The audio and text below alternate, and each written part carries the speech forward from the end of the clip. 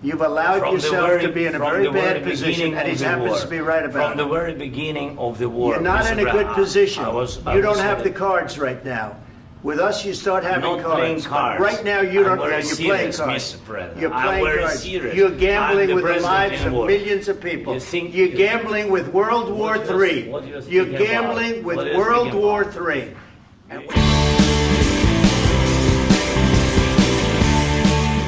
No one has ever seen anything like what we saw in the Oval Office between President Trump and President Zelensky. We all saw the same thing, how it was playing out live in front of a world audience, and yet there were wildly different interpretations of what happened. Was it a proud moment for Americans because we got to witness a true leader stand up for the country, empowering the America First movement? Or was it just an absurd and embarrassing to see America at its worst on the world stage? Did it do anything that will change things? Or is it just a bump in the road? It seems these days everything is seen through the lens of party preference. As always, please help us support the channel by subscribing and hitting that like button. We're going to look at both sides of the argument, but let's first hear the details of what happened once the meeting ended and Zelensky was kicked out of the White House. Yeah, I just went up to the press area to get an understanding of what we're watching. This is what I was told. The president has kicked Zelensky out of the White House.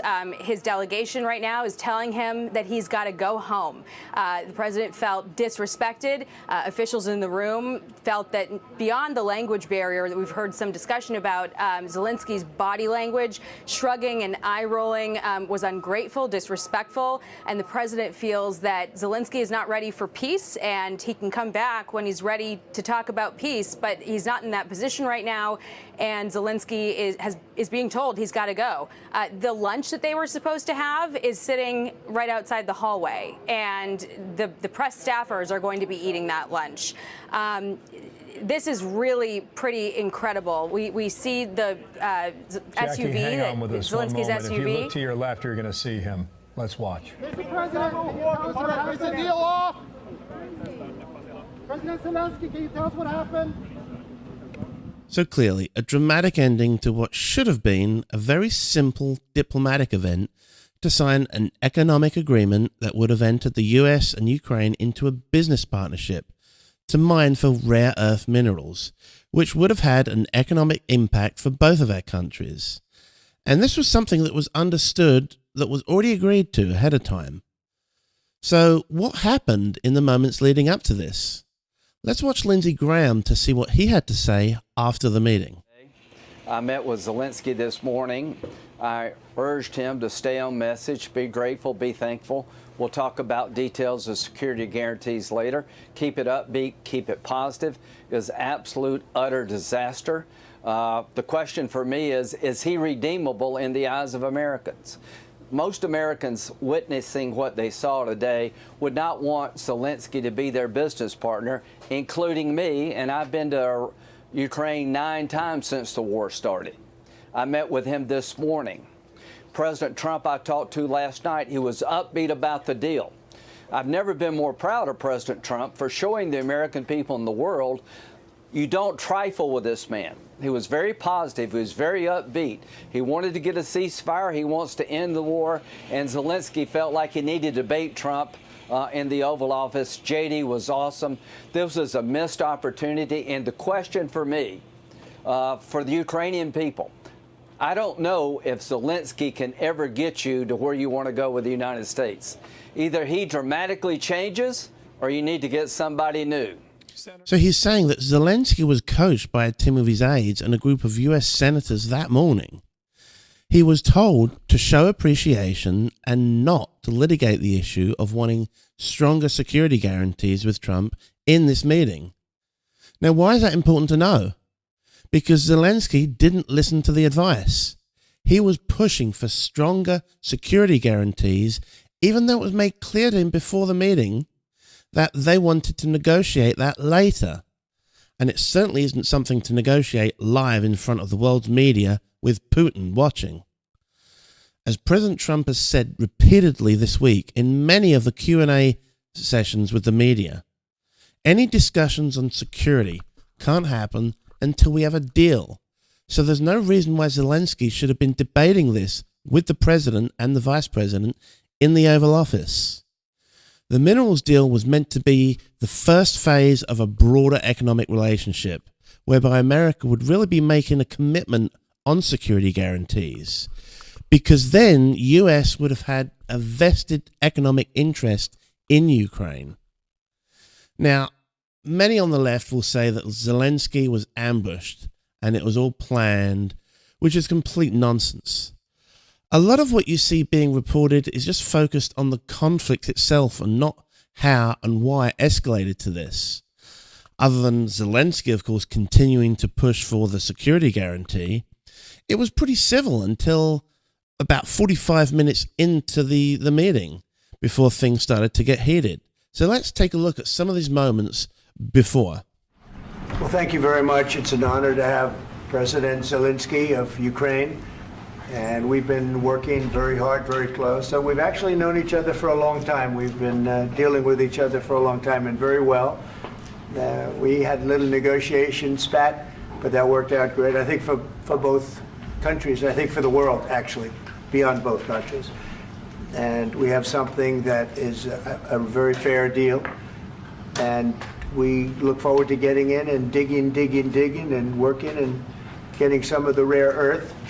But it means we're going to be inside, and it's a big commitment from the United States, and we appreciate working with you very much. I give tremendous credit to your generals and your soldiers and yourself in the sense that it's been very hard fighting, very tough fighting. They're great fighters, and you have to be very proud of them from that standpoint. But now we want to get it over with. Thank you for invitation, and really I hope that this first document will be first step to real security guarantees for Ukraine, our people, our children. I really count on it. And of course, we count that America will not stop support. Really, for us, it's very important to support and to continue it. I want to discuss it with details further during our conversation, and of course, the infrastructure or security guarantees. Because for today, I understand what Europe is ready to do. And of course, I want to discuss with you what the United States will be ready to do. And I really count on your strong position to stop Putin. And you said that enough with the war. I think that is very important, Ben, to say these words to Putin at the very beginning of war, because he is a killer and terrorist. But I hope that together we can stop him. Yes, and of course, we need very much the air defense. You have the best air defense in the world. And really you helped us under attacks of Russians. And I want to speak how we can exchange the licenses. We're open to share the licenses of all our drones with you, of course, with the United States. And we need licenses for quick production of air defense. Even after the war, we need our nation to be calm, that we are secure. So that's why we need this air shield. And of course... So as you can see, it's very respectful in the beginning. But as you can already start to see, Zelensky is starting to talk about securities in his opening remarks. And you're going to see this over the course of the next 30 minutes while they're sitting there in this meeting. Any chance Zelensky can get to respond to any question, he's always got to push this. So let's just watch another couple of examples here. And really, we can help Europe, because Europe really helped. President Trump said that they made less support, but they are our friends and they are our very supportive partners. They really gave a lot, Mr. President. They did. They gave a lot, but they gave much less. No. Much less. No. No. No. Okay. I don't want to talk about security yet because I want to get the deal done. You know, you fall into the same trap like everybody else. 1 million times you say it over and over. I want to get the deal done. Security is so easy. That's about 2% of the problem. I'm not worried about security. I'm worried about getting the deal done. The security is the easy part. Security is very nice. Everybody stops shooting. And now will Europe put people there? I know France is going to. I know the UK is going to. I know other countries are going to, and they happen to be right next door. We haven't committed, but we could conceivably. You know, we have security in a different form. We'll have workers there. Please, about security guarantees. and about just ceasefire. We can't just speak about ceasefire and speak and speak. It will not work. Just ceasefire will not never work, because I'm like a president. I have this experience, and not only me. Ukraine before my presidency, from the 2014, Putin broken 25 times. I asked this question that you didn't like because I wanted to know if you want to position yourself in the middle between Russia and Yes. Ukraine, or on the Ukraine side. No, I'm in the middle. I want to solve this thing. I'm for both. I want to get it solved. And it's wonderful to speak badly about somebody else, but I want to get it solved. If we can solve it, great. If we can't solve it, they're going to have to fight it out, and who knows what's going to happen. But I want to see it get solved. So I think you can see Trump is being patient, but Zelensky is pushing it. Let's listen to this next question by one of the reporters. He's asking what Trump's messaging is when he aligns himself with Putin. And now I'm talking with my friends in Poland, and they are worried that you align yourself too much with Putin. What's your message for them? Well, if I didn't align myself with both of them, you'd never have a deal. You want me to say really terrible things about Putin and then say, "Hi, Vladimir, how are we doing on the deal?" That doesn't work that way. I'm not aligned with Putin. I'm not aligned with anybody. I'm aligned with the United States of America, and for the good of the world. I'm aligned with the world, and I want to get this thing over with. You see the hatred he's got for Putin. It's very tough for me to make a deal with that kind of hate. He's got tremendous hatred, and I understand that, but I can tell you the other side isn't exactly in love with, him either. So it's not a question of alignment. I'm aligned with the world. I want to get the thing set. I'm aligned with Europe. I want to see if we can get this thing done. You want me to be tough? I could be tougher than any human being you've ever seen. I'd be so tough. But you're never going to get a deal that way. So that's the way it goes. All right, one more question. I want to respond to this. So look. Now, I think anybody that doesn't support Trump and the left-wing news media will always say that Trump is just cozying up to Putin and Trump is Putin's puppet. They just don't get it, which is why I think Trump has the need to school this reporter and say to him that he is the mediator in this situation. How can you effectively come to any agreement unless you've spoken to and taken an understanding of the needs of both sides? You need a working relationship with both countries. That's what diplomacy is. This is such an important point, and which is why J.D. Vance stepped in at this point and backed up the president to support him.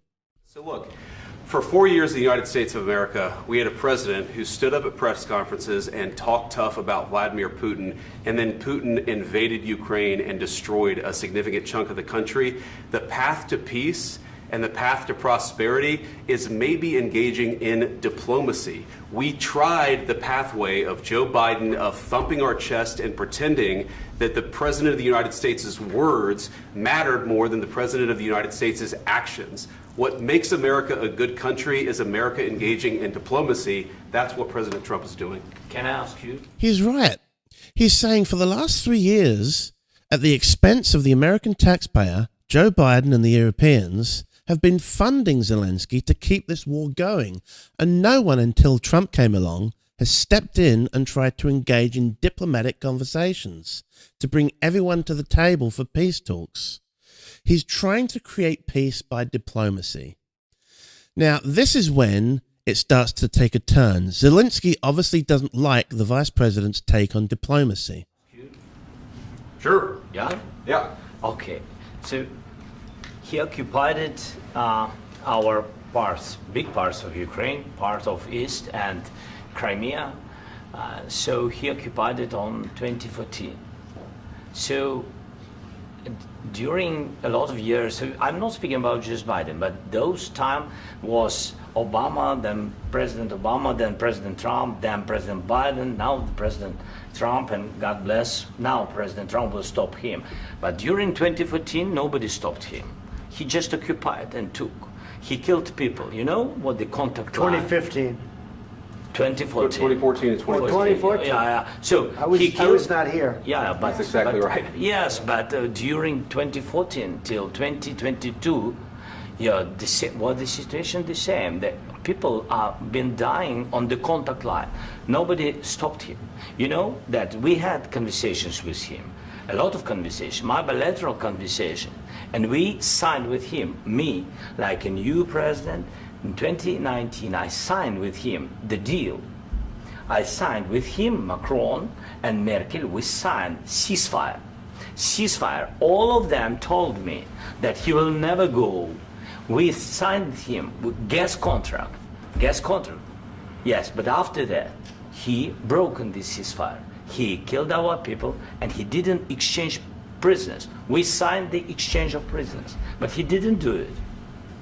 What kind of diplomacy, JD, you are speaking about? What do you mean? Let's understand the context here. This war has been happening since 2014. In 2019, there was a ceasefire agreement between Russia, Ukraine, and the European countries. It fell through pretty much immediately. Now, this had nothing to do with America at that point. Why is this important to know? Because this is what Zelensky's excuse is for why he doesn't trust what President Trump is saying about ending the war in regard to a ceasefire deal. Not only does he not believe any of it, his attitude is that he wants more guarantees on security. Just like for the last 3 years, he wants more backing from the US and European military forces to end the war in the way that he wants to, no matter the cost. Zelensky is in no position to demand that. It may have worked before, but there's a new sheriff in town. J.D. Vance calls it out. He lets him know the reality, that he has no position in this current agreement to dictate anything. He overplayed his hand. He bit the hand that feeds him. I'm talking about the kind of diplomacy that's going to end the destruction of your country. Yes, but if you Mr. President, with respect, I think it's disrespectful for you to come into the Oval Office and try to litigate this in front of the American media. Right now, you guys are going around and forcing conscripts to the front lines because you have manpower problems. You should be thanking the President for trying to bring it into this conflict. Have you ever been to Ukraine that you say what problems we have? I have been to. Count once. I've actually watched and seen the stories, and I know what happens is you bring them on a propaganda tour, Mr. President. Do you disagree that you've had problems bringing people into your military? And do you think that it's respectful to come to the Oval Office of the United States of America and attack the administration that is trying to prevent the destruction of your country? A lot of questions. Let's start from the beginning. Sure. First of all, during the war, everybody has problems, even you, but you have nice ocean and don't feel now, but you will feel it in the future. God bless. You don't know that. God bless. You don't God know bless. that. You will not have a war. Don't tell us what we're going to feel.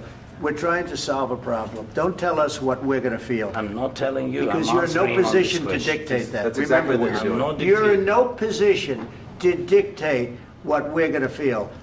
We're going to feel very good. You will feel influence. We're going to feel very good and very strong. You will feel influence. You're right now not in a very good position.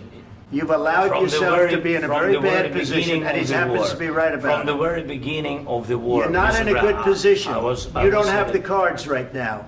With us, you start having I'm not playing cards. Right now, you don't. You're playing cards. Mr. President. You're playing cards. Serious. You're gambling with the president lives of millions of people. You're gambling with World War III. You're gambling with World War III. And what you're doing is very disrespectful to the country, this country. That's backed you far more than a lot of people said they should have. Have you said thank you once? This A lot entire of meeting? times. No, in this Even entire meeting, today. have you said thank Even you? today. You went to Pennsylvania and campaigned for the opposition in October. Offer some words of appreciation for the United States of America and the president who's trying to save your country. Yeah, I think J.D. Vance is spot on. Why do you try to have this debate in front of the American media, knowing everything America has done for Ukraine up to this point? Zelensky's arrogance is really quite incredible. We've given him everything he's asked for, and now Trump is just asking for an agreement to be signed, not only to get the money back that was given to him, but secondly, to end the war. Country. Please, you think that if you will speak very loudly about the war, you can... He's not speaking loudly. He's not speaking loudly. Your country's in big trouble. Can I Wait a answer? minute. No, you've done a lot of talking. Your country is in big trouble. I know. You're not winning. I know. You're not winning this. You have a damn good chance of coming out okay because of us. Mr. President, present. We are staying in our country, staying strong from the very beginning of the war. We've been alone, and we are thankful. I said thanks you haven't in been this alone. cabinet, You and haven't not been only alone. in this cabinet. We gave you, through I this said, stupid president, $350 billion. You voted we gave for you your military president. equipment, You and you voted men for are your brave, president. but they had to use our military. What about West? If you didn't have You our invited military me- equipment, you invited if me you to didn't speak- have our military equipment, this war would have been over in 2 weeks. In 3 okay? days, I heard it from Putin. In 3 days, this is something Maybe new. less. In 2 weeks, of course, yes. It's going to be a very hard thing to do business like this. I Again, tell you. just say thank you. I said a lot of times thank you to American people. Accept that there are disagreements, and let's go litigate those disagreements rather than trying to fight it out in the American media when you're wrong. We know that you're wrong. But you see, I think it's good for the American people to see what's going on. I understand, sir. I think it's I very understand. important. That's why I kept this going so long. You have to be thankful. You don't have the I'm cards. thankful. You're buried there. Your people are dying. tell you You're again, running I low know. on soldiers. Don't- Listen, don't please, you're running Mr. low on President. soldiers. It would be a damn good thing. Mr. And then President. then you tell us, I don't want a ceasefire. I don't want a ceasefire. I want to go and I want this. Look, if you could get a ceasefire right now, I tell you, you take it so the bullets stop flying and your men stop getting killed. Of course, we want to stop the war. But you're I saying said- you don't want a ceasefire. But I said to you, I want a ceasefire. with guarantees. Because you'll get a ceasefire faster than an agreement. Ask our people about ceasefire, what they think. That wasn't doesn't with matter me. for you what- that what wasn't this with me. means. It That was with wasn't with a you. guy named Biden who was not a smart person. But this That is was your, with, this that was is with your Obama. president. It was your president. Excuse me. That was with Obama, who gave you sheets, and I gave you javelins. Yes. I gave you the javelins to take out all those tanks. Obama gave you sheets. In fact, the statement is Obama gave sheets and Trump gave javelins. You got to be more thankful, because let me tell you, you don't have the cards. With us, you have the cards. But without us, you don't have any cards. One more question to Mr. Vice President. I'm sorry. It's going to be a tough deal to make, because the attitudes have to change. What if Russia breaks? So getting a ceasefire agreement doesn't necessarily mean that he's surrendering to Putin. All it means is that we're just putting a pause on all the bloodshed. And maybe you can understand his skepticism of this ceasefire agreement because of in 2019 it fell through. But the difference here is that President Trump is involved. America is involved. And I think Trump is frustrated that he doesn't see that. And secondly, it's even more frustrating because Zelensky is acting like he has all the cards. He thinks he has a position, he's in a position to negotiate with Trump. And he isn't. He doesn't have any power at all. Number one, because the United States is funding most of the war. And number two, Putin doesn't care about human life. He'll just keep it going and throwing bodies at it. Ukraine needs to get with the program on what President Trump wants, if the goal is to end the war now. Now comes a question for this video. What do you think about this exchange? Who do you believe is right? Who do you believe is wrong? And explain that in the comments section below. Meanwhile, Elon Musk and Doge creating outrage on the left after the first cabinet meeting last week. And if you missed any of that, you can see it on the video because it's coming up right here.